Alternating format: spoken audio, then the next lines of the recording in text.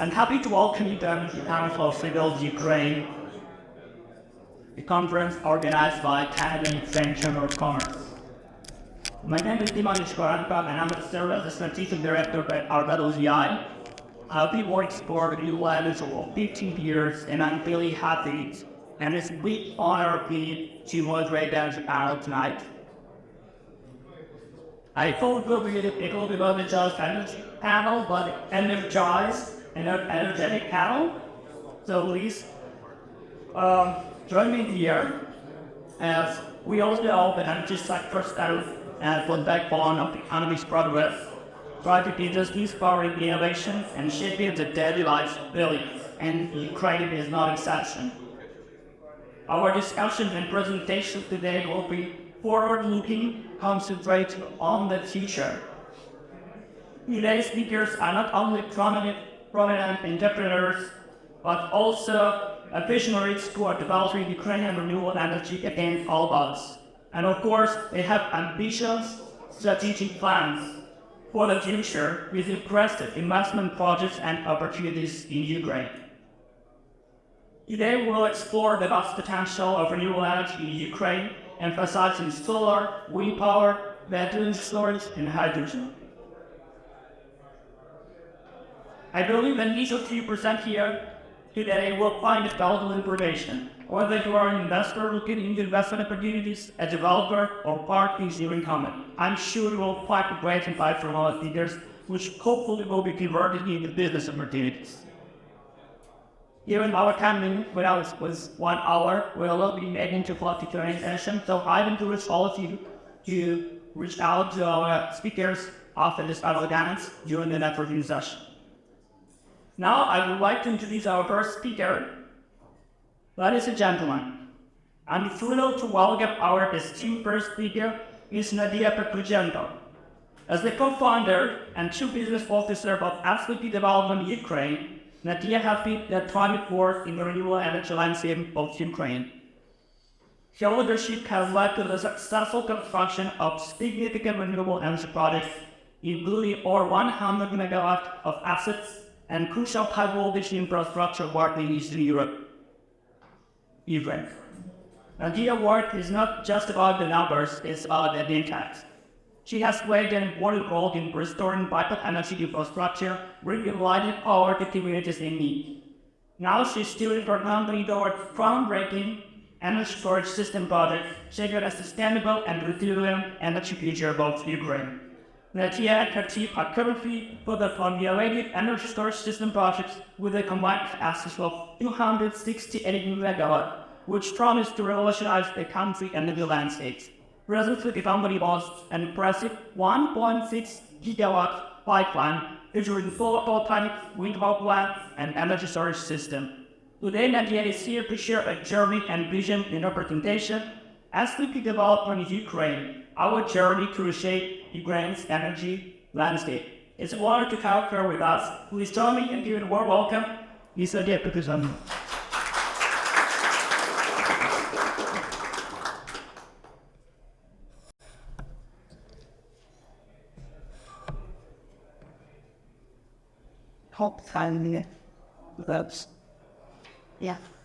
Esteemed participants, esteemed graduates, and volunteers.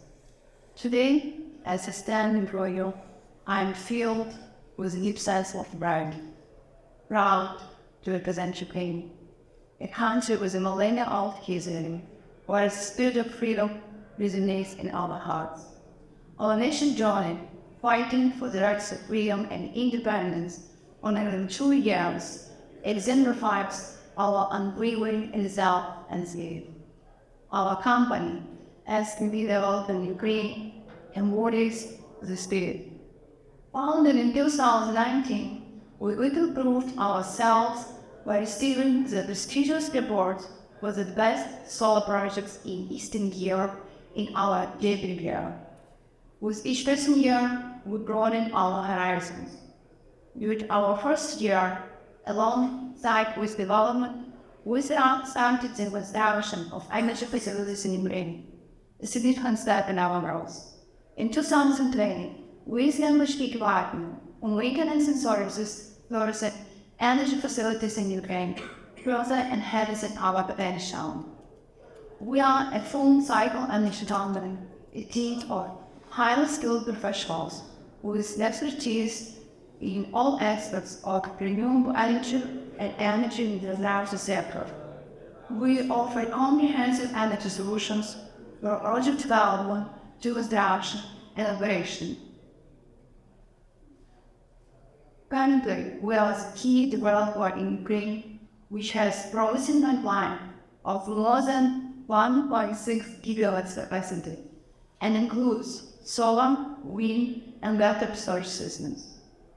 In the realm of energy storage systems, we have embarked on a journey to reshape Ukraine's energy spectrum. Our company made history by receiving the first project approval from the esteemed National Energy Company Bucharest level for the energy storage system. Currently, our pipeline boasts about 300 megawatts of energy storage capacity. Given our position as a company engaged in all aspects of energy production in Ukraine, our focus on developing energy storage market comes well justified. Considering Ukraine's affiliation with the European network of transmission system operators and the requirements to ensure the necessary volume of primary frequency regulation control, it becomes clear that building energy storage system is a priority of Ukraine. It is important to note that mechanical capacity, primarily from thermal power station and hydro accumulation systems, currently dominate in Ukraine. However, high maneuverability capacities are still large and absent. A significant challenge for Ukrainian energy system is limited flexibility. This is due to both the substantial contribution of the nuclear generation and the continuous growth of the renewable sources. The latter, of course, is essential for the modern development of energy system. In light of the imbalance between generation capacity and the ability to directly respond and regulate them, the issue of ensuring the stability of the energy system becomes evident. Time and deeper, the unified energy system of Ukraine showcases our national visions. We are moving towards reducing carbon emission and increasing share of renewables.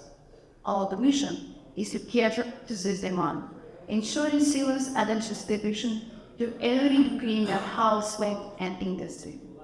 In addition, I would like to present several generation projects of our pipeline that have the potential to transform current challenges into opportunities. These projects not only set new standards in the energy sector of Ukraine, but also aim to improve efficiency and sustainable development. Their implementation will contribute to our growth and help achieve our strategic goals. One of these is the wind farm with a capacity of 152 megawatts alongside an energy storage system of 24 megawatts. This represents a significant step towards energy security and reducing gas emissions. Investment in green energy, particularly in wind park, are crucial for sustainable energy development. The combination of wind park with energy storage system ensures maximum efficiency and the financial benefits for the advisor. Next, there are more than 500 megawatts of solar projects in our pipeline, but I would like to highlight one of them. The solar project in Breakout, Bucha district region is not just merely an initiative for green development. It is a step towards restoring the social and economic stability in the area that has witnessed severe disruption. While supporting the creation infrastructure of a region, it means that we support development and rejuvenation. The solar power plant in Breakout, Bucha district, it is a step towards restoring energy independence and restoring ecological balance. It is a testament to our resilience and determination to rebuild and advance despite adversity. Our commitment is clear. We ensure the success of each project in Ukraine, delivering on our promises to investors with dedication and expertise. Our approach is rooted in rigorous standards and innovative practices. From analyzing the technicalities of policy-led schemes to forecasting consumption patterns, we ensure our projects are holistic, precise, and designed for the future.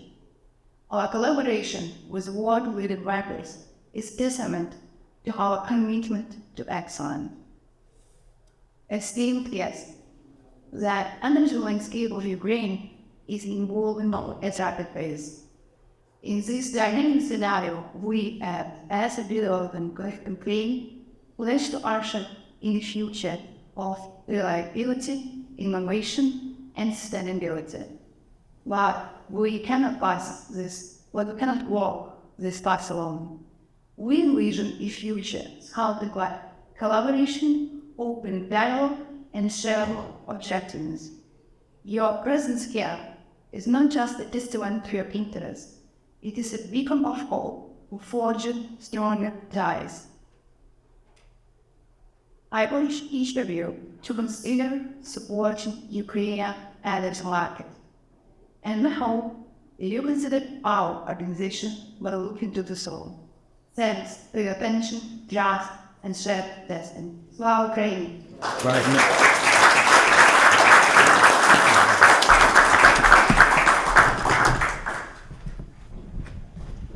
Yeah, Pia, thank you very much for great presentation. I'm really so much sure that this state-of-the-art project will definitely grab the attention of our guests here, and definitely the power production and battery storage is definitely something the Ukraine need, because we know that because of rapid growth of renewable energy in Ukraine, we reach some kind of instability of energy network, and battery storage is definitely the way forward in Ukraine. I'm excited to introduce our next speaker, Dr. Kirill Bondar. As a partner owner and chief financial officer of the UDP Renewables and Unit City Innovation Park, Dr. Bondar is at the forefront of shaping the future of renewable energy and innovation in Ukraine. Under his leadership, UDP Renewables has become a cornerstone in Ukraine's renewable energy sector, developing over 200 megawatts of solar and 350 megawatts of wind projects. This achievement is a testament to his vision and commitment to sustainable development. Furthermore, his efforts have been instrumental in attracting significant foreign direct investment, strengthening Ukraine's position in the global renewable energy landscape. Today, Kirill will share his insight on West Ukraine Green Hydrogen Valley, a groundbreaking initiative that promises to revolutionize the renewable energy sector in Ukraine. This presentation is not just about the technical aspects of renewable energy, it's about the vision, resilience, and innovation that drive Ukraine forward in these challenging times. Ladies and gentlemen, please join me in welcoming a visionary leader, an accomplished economist, and an expert in the renewable energy and innovation sectors, Dr. Kirill Bondar.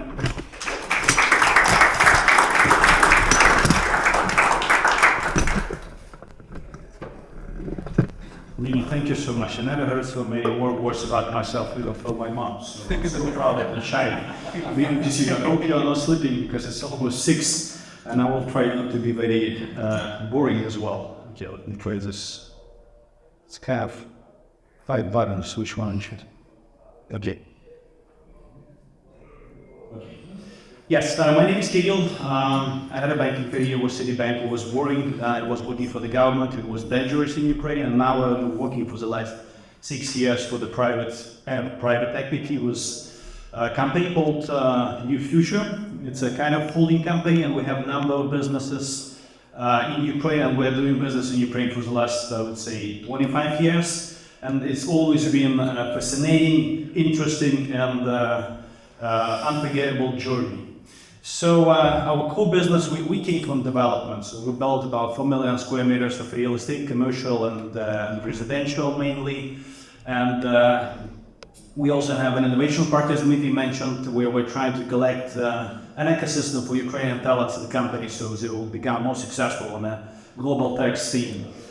We also have industrial park in Kyiv, in Kyiv region, the second largest city called Bila Tsekva, which is kind of supermarket for the production facility. So you can come with your production facility, just plug and play, we provide electricity, water, gas, and you just start production immediately, like in 6 months, which is quite interesting concept, right? We have a pharma business also in Ukraine, Kyiv region, which is biopharma, exporting to, I think, 20 countries.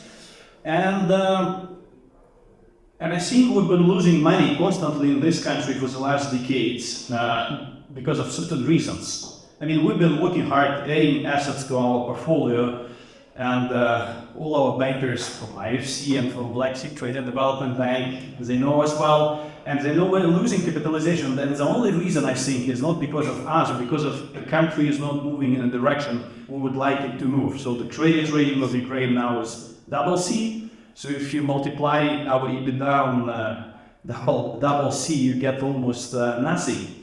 So we decided that we came with conclusions that doing business, you have to be responsible. So we have a key fund, which is a charity fund, where we publish book, where we provide education for free for Ukrainians, and we also have Kyiv Economic Forum, where we try to gather the brightest minds on economy and try to speak about Ukraine and move the country forward. So that's briefly about our group. Coming to UDP Renewables, we founded this country 7 years ago, back in 2016, trying to believe in the new market in Ukraine, and there were a couple of perceptions which we tried to follow. The first one was a national energy strategy, which has been changing so fast. But anyway, we're trying to follow the green path. EU decarbonization strategy, that's global track number 2. And then we knew that in Ukraine we lack project equality team. If you ask bankers, EBRD or any other IFI, they will say you that they have limits on Ukraine, but they've never been utilized year after year because lack of the project which is bankable. So we decided to make this company, UDP Renewables, and I think another point is the decentralization energy production, which worked great during the wartime. Russia were trying to build our distribution system, but when it decentralized and we can survive. I think it was the right bet. So finally, after six years in renewable business, we built more than 200 megawatts in solar, which we successfully sold, which is not usually the case in Ukraine. So we sold it to Qatarian national company called Nebras Power. It was a successful deal for us, unfortunately not for our partners so far. And we also have a strategic partner company, Axior, which is, I guess, one of the leading companies in green energy in a global scale. So we know how to close deals, how to make the bankable projects and projects interesting for foreign investors. And then we decided what's the next step. Well, wind eventually is the next step. So we developed 300 megawatts of wind. We were fortunate not to do it in Odessa region or Kherson region, where traditional wind is located in Ukraine. We made it on the western side of Ukraine, just 10 kilometers from the Polish border. So 180 megawatts is fully developed, ready to build, and hopefully we'll close the deal even this year, maybe next year, selling this project. But you never know. And another project of 120 megawatts is just coming. It's going to be ready, I think, in 6 months. So the measurement is almost done. Ecological, social, environment study is also completed. So we're going heavily in wind and looking for partners in wind projects. Definitely, when you have wind, you can do hydrogen, you can do ammonia. I will not bother you with all the details about hydrogen and ammonia. My friend whose presentation next after me, he will tell you all these ideas and the further development. But if you would consider a couple of things to remember about UDPR and New Future Business Group in Ukraine is that we're in this country for the last, since independence, we're quite diversified. We have airport, we have medical plant, we have industrial park, we're in green industry. We don't have to lose money in this country. We know how to do partnership with foreign companies, with foreign banks, and I think giving money to Ukraine is extremely critical and important to win the war, but it will not make countries sustainable in the long term. We have to build a strong economy, and for that reason, unfortunately, this is not the state task to create jobs. It's only business who can create jobs, and for that reason, we are heavily looking for partnership with reputable company, with capital, reputation, culture, and make money in Ukraine, because we believe that opportunities are there. And one point I would like to mention specifically, looking at that, you said that last panel that to discover Ukraine opportunities, ask to the investors, foreign investors who are already working in Ukraine, how successful they are. I think it makes sense to ask a local business how successful they are in Ukraine. If we are successful, and I think this is mission for Ukrainian business, to stay in Ukraine, to create jobs, and be successful, and show this success to our foreign partners. By doing that, they will come, they will believe, because otherwise it simply doesn't work. So if you meet Ukrainian, generally, Ukrainian person, and ask him, what are you looking for? He will tell you that he is probably 95%, he's looking for the money. And I think with this biggest problem, Ukraine will need money, Ukraine need education, culture, partnership, and doing business with Western companies. That's my strong belief, and I stand on that. If I have 1 minute, we're trying to change the country, as I said, and we're trying to build the Ukrainian Tech and Innovation Museum for Ukrainian society in Kyiv, for the young people, young generation, and young families. If you would be interested in this project as it relates to green energy, please contact me tomorrow. I'm here as well, and I'll be happy to share the details of this project. I think that's important, so sorry for taking a couple of seconds about that. Thank you so much.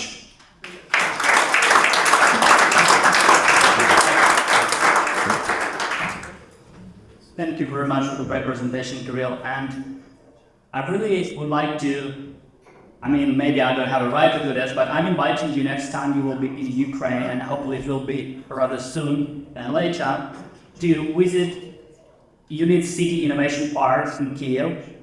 I think this is one of the most vibrant places in the city where many innovative companies, startups are located, and I really think that this is reflection of the U Future and UDP company culture and this place. Amazing place, please don't forget to visit. With a great pleasure, I would like to introduce our next speaker, Mr. Alexander Ryabkin, an expert in the field of renewable energy and key advocate for hydrogen power in Ukraine. As the founder and initial president of the Energy Association, Ukrainian Hydrogen Council, Alexander is a leading proponent of hydrogen power in Ukraine.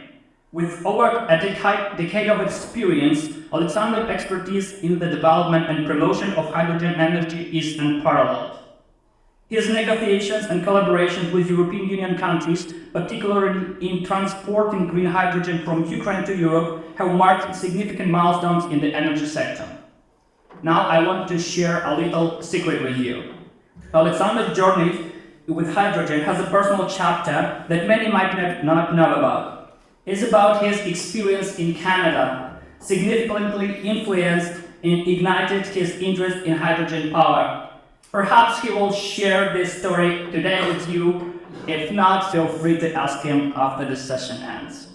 Alexander's presentation, Empowering Tomorrow, Initiatives for a Hydrogen-Powered Future, promises to be not only informative but also a reflection of his passion and commitment to sustainable future. Please welcome Alexander Ryabkin as he steps on the stage.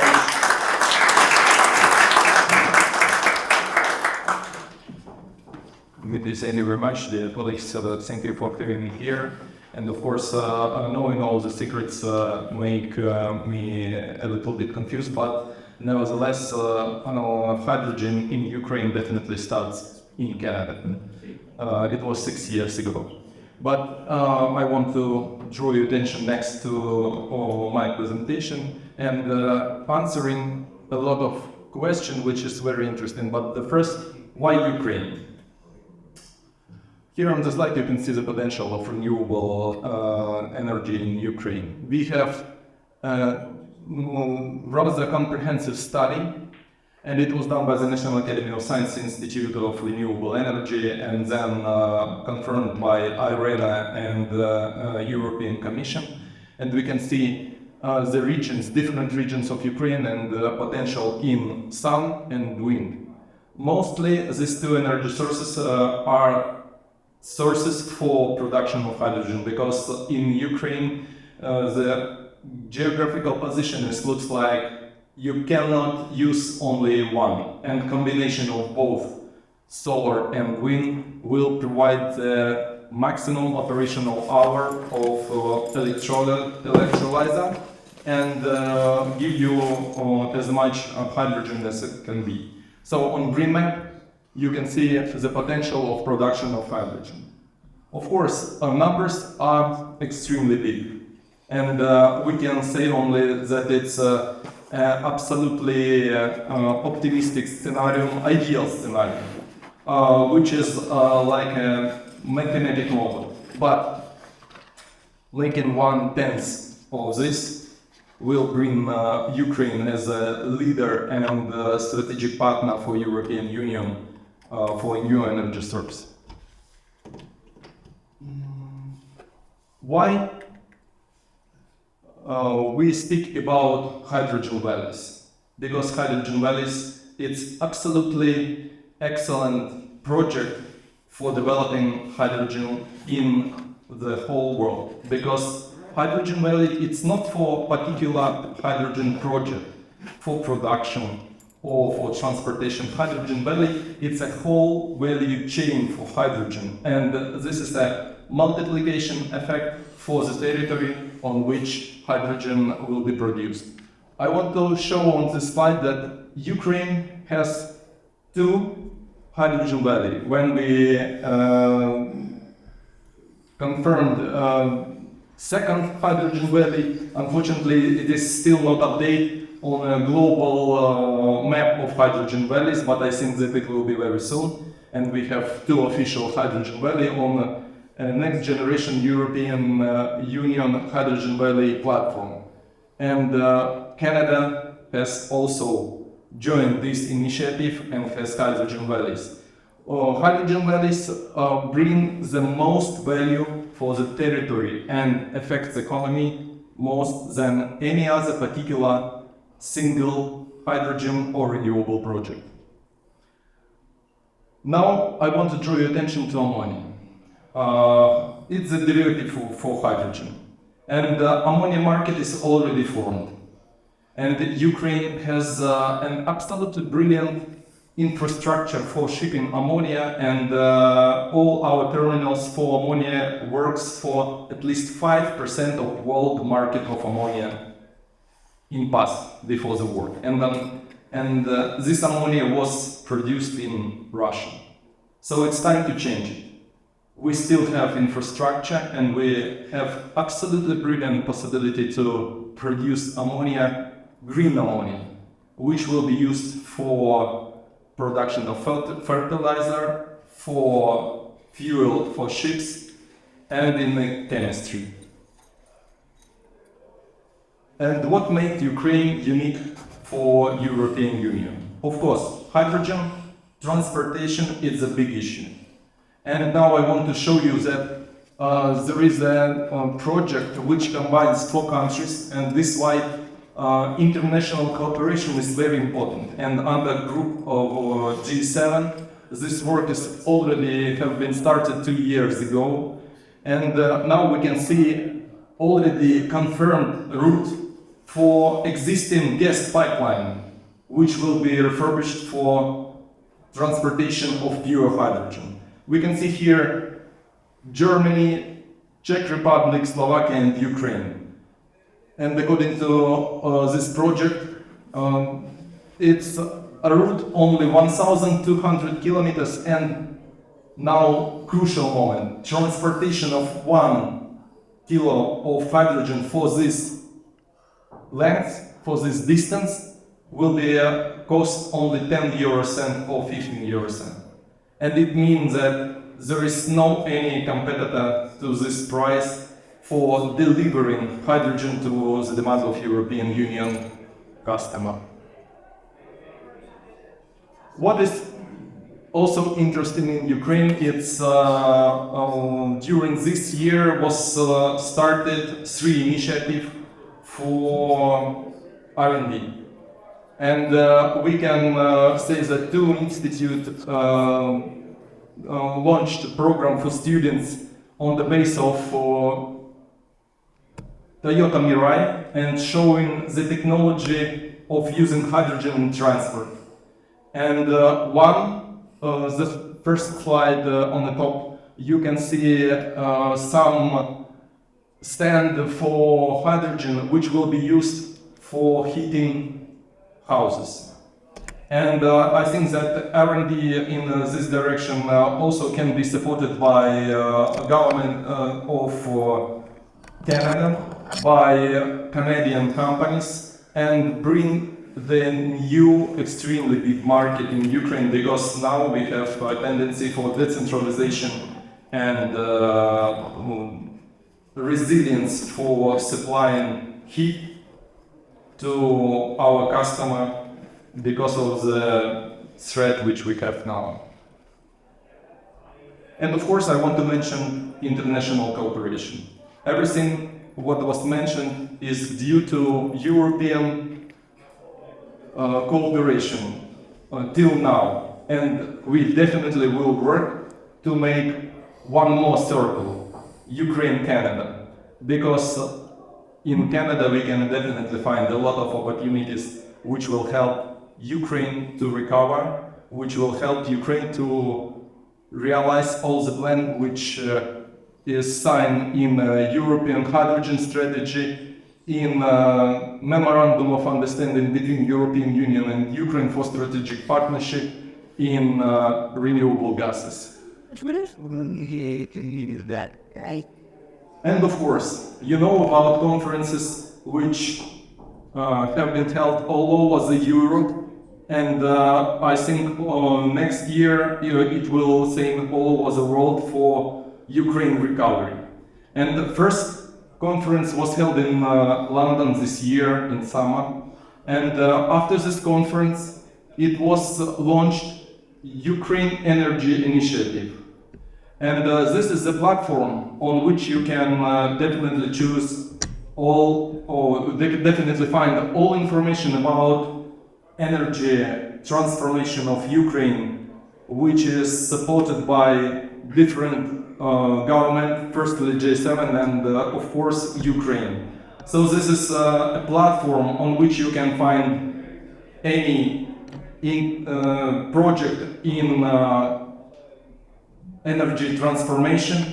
You can find all projects about renewables and of course hydrogen. So I think that supporting this initiative, we definitely will coordinate all the work which is on Ukraine energy sector, dealing with Ukrainian government of our foreign partners, and of course private sector. Thank you very much, dear colleague.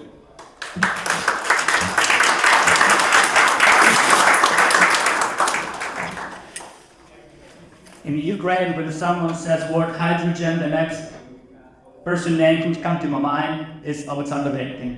Definitely the owner of thoughts and the expert in hydrogen in Ukraine, number one. I really think that there is a huge room for cooperation between Canadian and Ukrainian companies in the hydrogen field, especially in the field of hydrogen transportation. This is a big issue, and this is a big technology issue. And I'm sure, and I know that Canadian companies have a big expertise in transportation of hydrogen.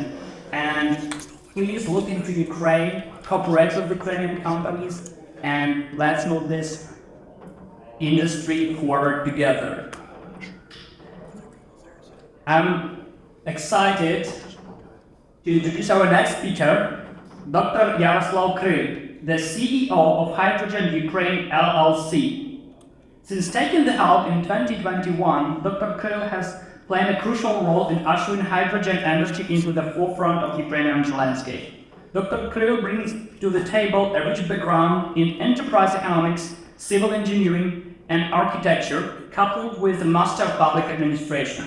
His career has spanned significant roles in major industries where he's left a lasting impact with his strategic vision and expertise. Dr. Kryl is with us to delve into his expertise through his presentation titled Renewable Power to Hydrogen Production, Odessa and Zakarpattia Projects. Please join me in giving a warm welcome to Dr. Yaroslav Kryl.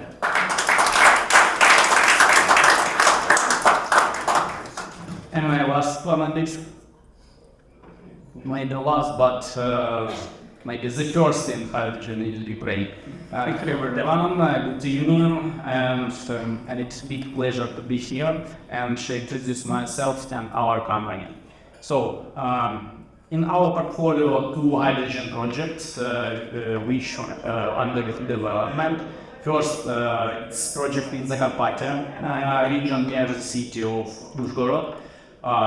For this project, when we start talking about hydrogen, everybody told and asked us about where you will take water for electrolysis in Zakarpattia. So I will answer for this question that we made a big research with Institute of Geological Science, National Academy of Science, and we evaluated surface and groundwater in Zakarpattia region. And it's a big problem, especially for environmental in Zakarpattia, because they have a big problem with underground water. And it's very interesting that in this region has been constructed more than 3,000 kilometers of drainage channels. So this hydrogen project will really mitigate this problem for this region. Also for this project, we evaluated and made research regarding regional power network and substation, because, for example, our first stage of our project, electrolysis capacity of our first stage of our project should be 100 megawatts, but we expect to scale up to 1.5 gigawatts of installed capacity of renewables. And that means that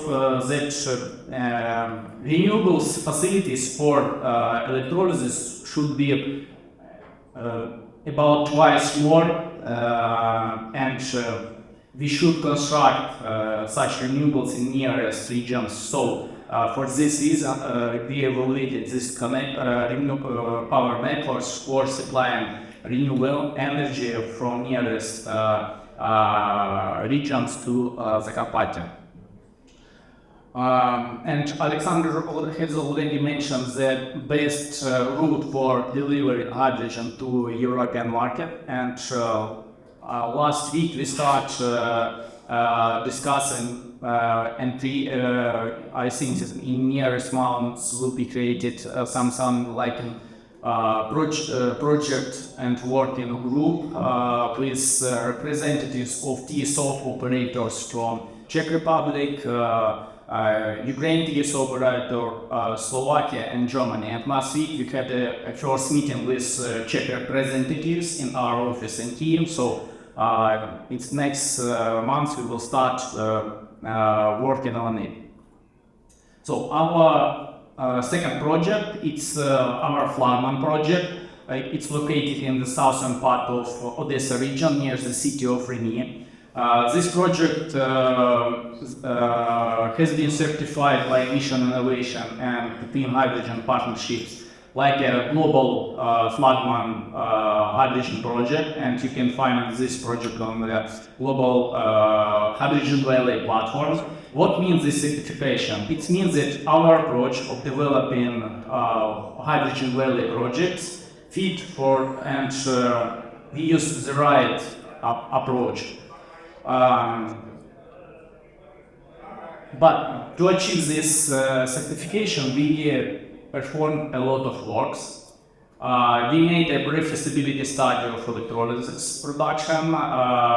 We find the best combination of electrolysis with renewables and which part of renewables like solar and clean generation should be, how many operating hours we could get with lowest cost price of hydrogen.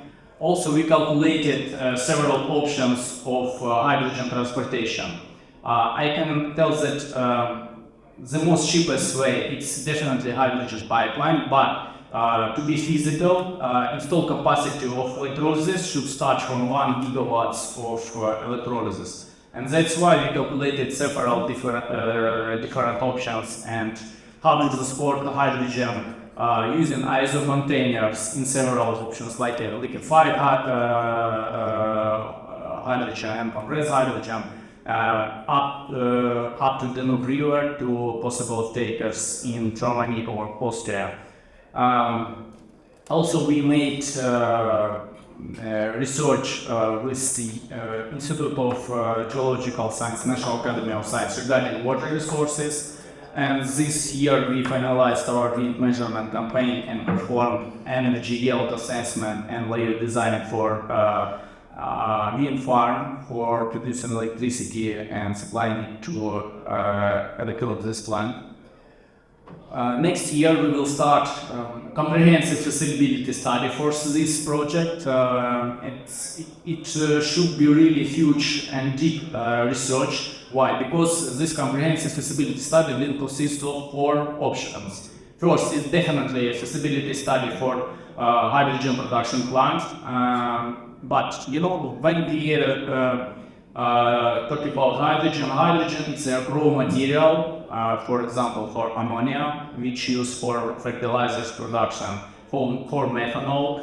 You know, in Ukraine there is no methanol production because we had only one enterprise in Syria and Russians destroyed these facilities and all methanol is imported to Ukraine, and for example, 100 megawatt electrolysis plant could cover all demand of methanol, which use national oil and gas company Naftogaz of Ukraine. So it's first task. Second task, it's the feasibility study for renewables. Because when if we need 100 megawatts of electrolysis, we should construct 200 megawatts of renewables, which consist of 120 megawatts of solar generation and 80 megawatts of wind generation. This combination allowed us to produce about from 7 to 8,000 tons of hydrogen per year, and that's why we should make a feasibility study for renewables. Third one, it's a feasibility study for pipeline, because we, as we calculated, hydrogen transportation using pipeline is the cheapest way, and we have a possible off-taker in nearest city, Romania nearest city, in Galati. It's a metallurgical plant which announced their green reconstruction, and they need a lot of hydrogen.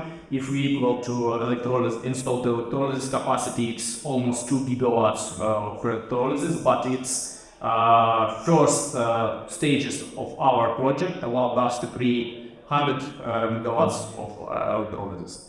And fourth, very important tasks, it's research regarding underground hydrogen storages and saline formation, because we should we could store hydrogen only in salt caverns, and we have a big deposit of salt in southern part of Odessa region. So hydrogen, it's a future of our world. Hydrogen Ukraine, join the future.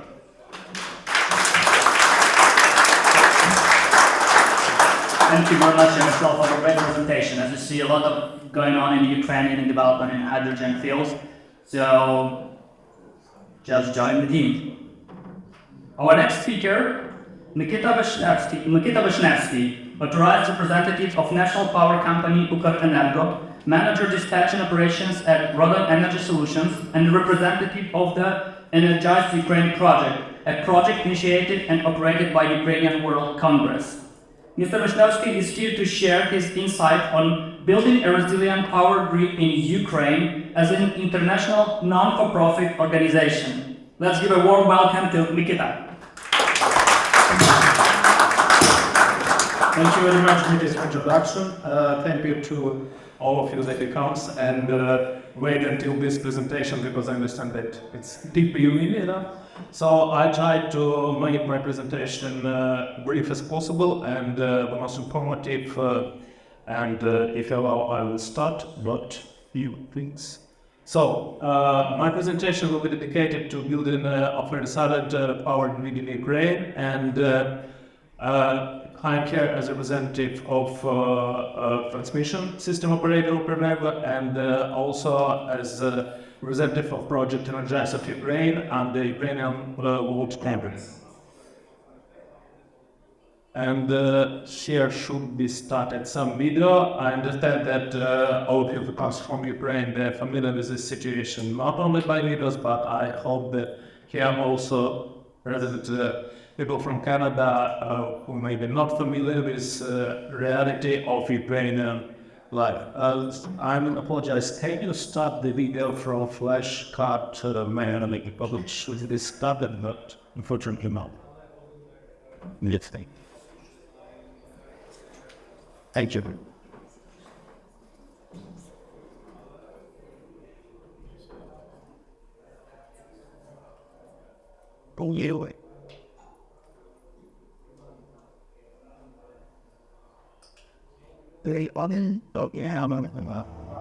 Harping points billion in the planet with that.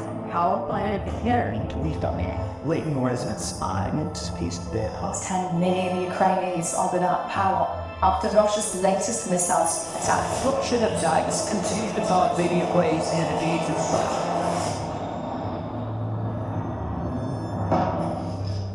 This is where electricity begins its journey from the power plant to the world outside.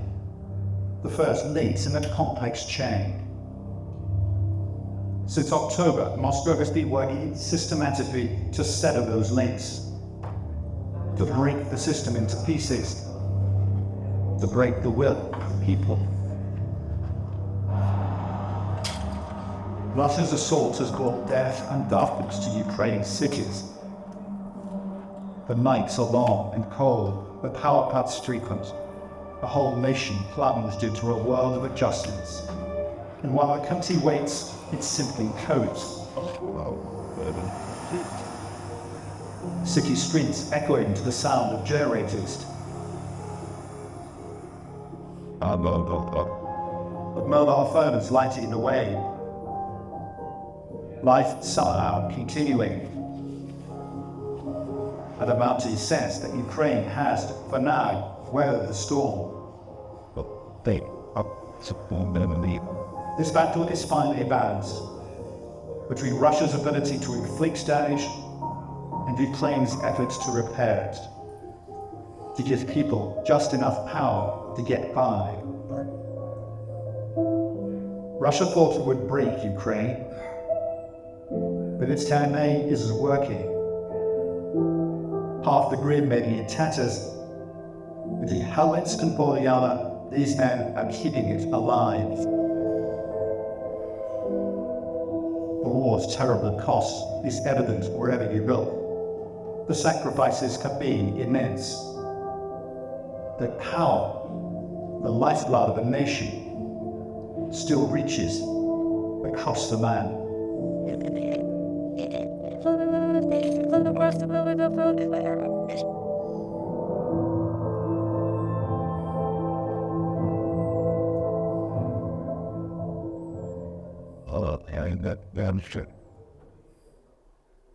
Thank you.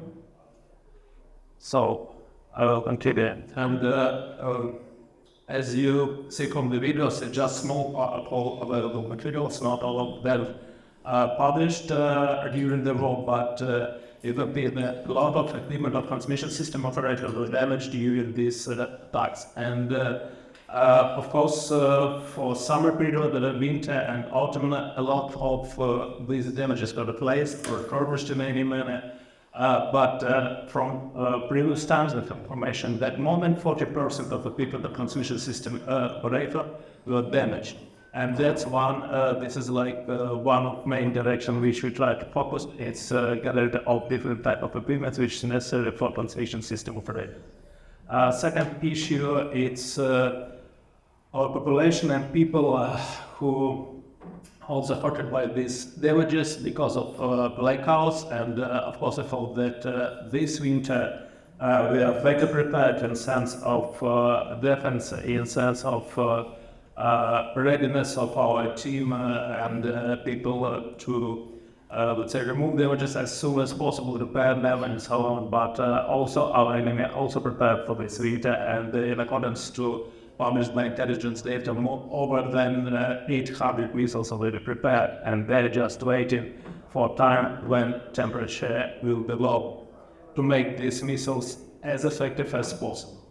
Here you can see also photos from the different situations when medical staff should provide operations without light, and it's amazing that our people can make so complicated medical operations without light. And of course, these two questions, why this is happening and what can be done, it's obvious that it's happening because of aggression of one country against other. And what can be done, it's continuing supporting of Ukraine, not only in military sense, but also in energy sector and in further development of our country. And we asked to join to energize Ukraine project. This project at the moment operates with the Ukrainian government, Ministry of Energy, transmission system operator, public and private sector organizations. And we concentrate on two main issues. It's rebuilding of power grid and supporting of critical infrastructure. And second one, it's building resilient communities. So we're looking for donations to build microgrids in schools and hospitals to increase the efficiency and resilience in case of blackouts, and try to implement this in the most critical regions in Ukraine. So about equipment which is necessary to transmission system operator. All updates available on website of Energize of Ukraine, and in general, this is equipment related to transformers, arresters, generators, different type of vehicles and testing equipment. And the second one is that due to that we got and delivered a lot of donations. It's 22 high voltage transformers, it's 5 surge arresters, it's several utility vehicles, and also a lot of different type of disconnectors, surge arresters, water limiters, and so on, and other equipment. And for second issue, it's building of resilient communities, microgrids at schools and hospitals. With our partners Energy Up for Ukraine, we participated in rebuilding of microgrid building of microgrid for school. And first one, it's a project of school in Irpin. Irpin was one of the most damaged city in the north part of Ukraine, the same like Bucha and other cities near the Kiev, which take first strike from Russia. And they were really heavily damaged by different type of weapons. You can see this on the photo. So it was results of these attacks, and how schools look like before renovation. And after renovation in these schools, in this school we installed solar and also storage, which give opportunity to continue stabilification process even in case of blackout. So here you can see some information about schools, and North for North America is familiar as such term for school as shifts, because usually a school, you know, that it is one shift for pupils and so on, but in Ukraine, as not so much school as it is necessary, it is often to have two shifts. So children, one part of children, they have shift from 8 a.m. till 1 p.m. and second shift is from 2 p.m. till 8 a.m. And to support this, it was estimated necessary capacity for storage, and this were installed also with solar panels, which give opportunity to cover both of these shifts. And also we have a target as our goal. It's equip 100 schools and hospitals. And first one is already under finishing. It's done by donation of ILETA, and average cost per facility is from 50 to 75 thousands of Canadian dollars, and installation of microgrid consider solar battery and also storage, which calculated for each of projects. And second one of this project is allocated in Chernihiv Oblast and the Chernihiv region, and also this school were damaged by Russian missiles. So here you can see this school. It's school number 19, also photo before and after damaging, and some technical parameters of equipment which will be installed. I mean capacity and also some estimated savings. And here values is in euro, because for this project we used European equipment and European prices, and that's why it was easy to compare data in euro. So how it works? We identify needs, we call for donations of equipment or assets, and after that make a technical review, documentation, consider logistic issues, and provide report. And on this slide you can see our partners at the moment, and we will be happy if you will join us, and if you will see a logo also on this page. So thank you very much for attention. Join to the driving event.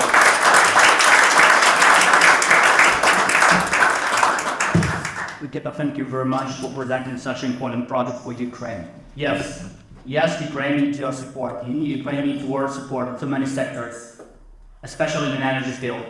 So please pay your attention to Energize Ukraine project, read more online, and please feel free to reach out to Nikita and other team members of Energize Ukraine project. Our last, but definitely not the least speaker today, is the Chief Executive Officer of a prominent Ukrainian cultural company, Oko Group, Vasyl Danilyak. Mr. Vasyl Danilyak, a visionary leader with over 2 decades of experience in the fuel retail industry. His team leadership was pivotal during the challenging fuel shortage of 2022, where he led Oko to be the first to bring fuel into the country and reopen gas stations in the critical regions of Chernihiv, Kharkiv, and Kherson. Today, Oko is not just a leader in the market share, but also diversifying into various sectors, including production, trade, and energy, particularly in electricity production, transportation, and storage. Please welcome Vasyl Danilyak.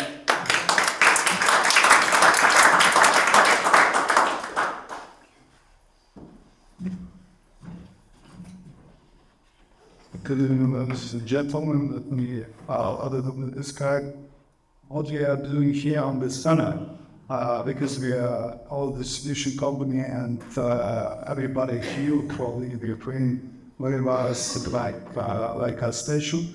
We learned something. Most of you are our clients in Ukraine. But at the end of the day, years ago, we were a company made a decision to go to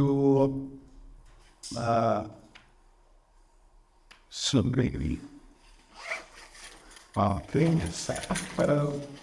A few words who we are today. we are not only oil distribution. Yes, we are number one in Ukraine in oil delivery business with I have maybe 4% market share. We have quite strong B2B business, and based on our B2B business, during last 5 years, we start to provide natural gas trading, electricity trading, and agri trading as well.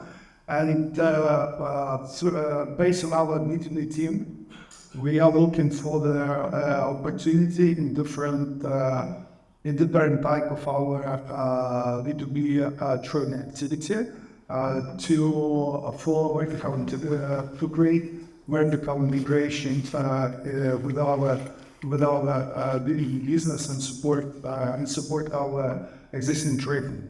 And that we are looking for the opportunity in renewables. During last year, we find a different project for development. Also, we start to discuss with existing owners of existing facility. And end of the year, we bought the first solar station in Odessa region. And now we have in pipeline. With approximately. Just briefly explain with you. It's a landscape of our existing oil market in Ukraine. But I just give you a few information about our existing project. And where do you? We have our pipeline now about 140 megawatts in solar panel station. I suppose then to the end of the year we close 2 transactions for say 10 megawatts or something like that. And during first quarter of next year, we plan close of all of this pipeline. Like and to the end of the year, to the end of the next year, we plan to have about 150 or 50 megawatt in solar plants. And also we love the project in wind power farm. It's project situated in Western Ukraine, very close to the Polish border. 150 megawatts in 2 phases. First phase is 50, and the second phase is 100. We're not ready to build for exactly. We need personally half a year for the beginning of construction. Now we provide negotiations with our existing long-term partners, UAE and IFC, to be a part of this develop this project and our next projects as well. We already put money into development. We put money into different research, and as well we need to put our own contribution in this project to realize it. Also, we bought during this year we bought the project ready to build for the battery storage in the western part of Ukraine in the region. We already finished the tender procedure for the battery, for the type of batteries, and we just a few weeks before signing agreement for battery supply. And I'm sure that not later than June next year, we start to construct the first phase of battery storage. The first phase is 20 megawatts, and the second phase another 20 megawatts. Our target, if you talk about our target for their long-term, we have our long-term deal in renewables, and we put a very young plan for renewable development, and we see in 2030 350 megawatts in wind power plant and 450 megawatts in sun power plant, and about 150 megawatts in battery. We also have our existing, not so deep, but we have existing processing on sunflower oil. We also want to expand this type of business, and we also aiming for the biofuels. In our biofuels production, we already ready to build the bioethanol plant on total capacity 83,000 ton on annual basis. We also it's a first generation bioethanol plant, and our next step will be to build the second generation bioethanol plant in next years, but a little bit smaller, so 50,000 tons on annual basis. And also, together with our existing partners, we have to provide a way we could be trading with most of business in Ukraine. We are in relationship with the big farmers, and based on this long-term relationship, we plan to create the joint venture with some of them. And we already have agreement to bond them to now create the joint venture and start to build the biogas production. The biogas production, partly we also will have the biogas production on our future bioethanol plant, because we plan to use the part of materials which we receive after the bioethanol processing for the biogas production. And also we plan to use the raw materials from our current partner, who is a big farmer in Western Ukraine, also for the biogas production. In our pipeline, we have 125 million per cubic interest of biogas production, and we planned out it to the end of 2030. In other words, we step by step we plan to change the auto group from a very well-known oil distribution company to the sustainable energy company, which will produce a lot of green energy and provide sustainable business. Thank you very much. Thank you for your attention. Thank you.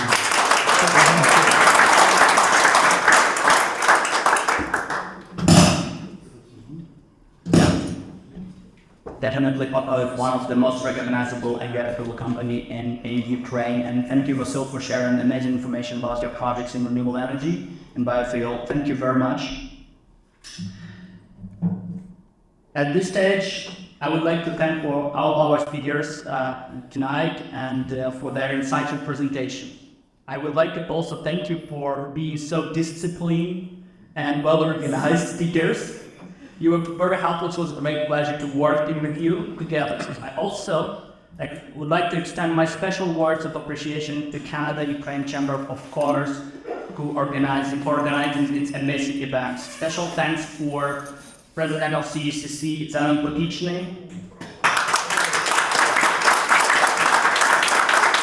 and Olga Mandu, Executive Director of CECC.